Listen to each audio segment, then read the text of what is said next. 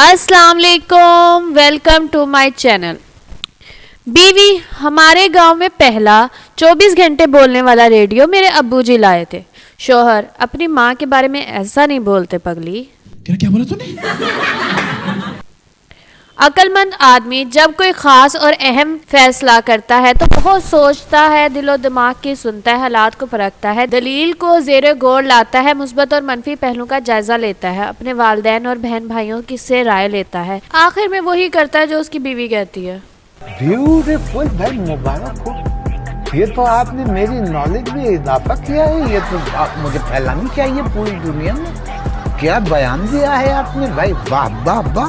एक फैसलाबादी कार धो रहा था, तभी पीछे से एक औरत गुजरी और पूछा, कार धो रहे हो?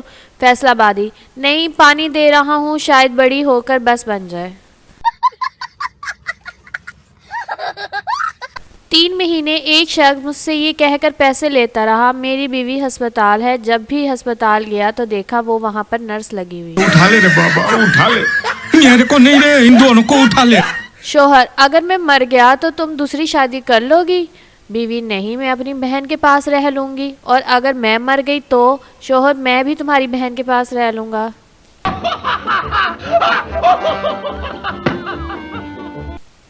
बीवी, तुमने शादी से पहले क्यों नहीं बताया कि तुम गरीब हो? शोहर, 1000 बार बताया था, मेरा तुम्हारे सिवा कुछ नहीं, लेकिन तुम पागलों की तरह हंसती जा रही थी।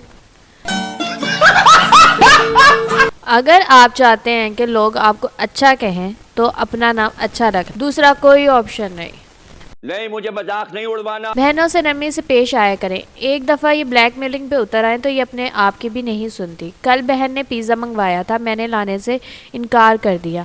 आज अब्बू के सामने ऊंची आवाज़ में बोल रही थी, भाई चूल्हा जलाना है, माचिस नहीं मिल रही, ज़रा अपना लाइटर देना। यही तो कयामत है। अगर आपको हमारी वीडियोस पसंद आ रही हैं तो हमारे चैनल को सब्सक्राइब करें, वीडियो को लाइक करें और अपनी राय को कमेंट में बताना मत भूलिएगा। अल्लाह हाफिज़।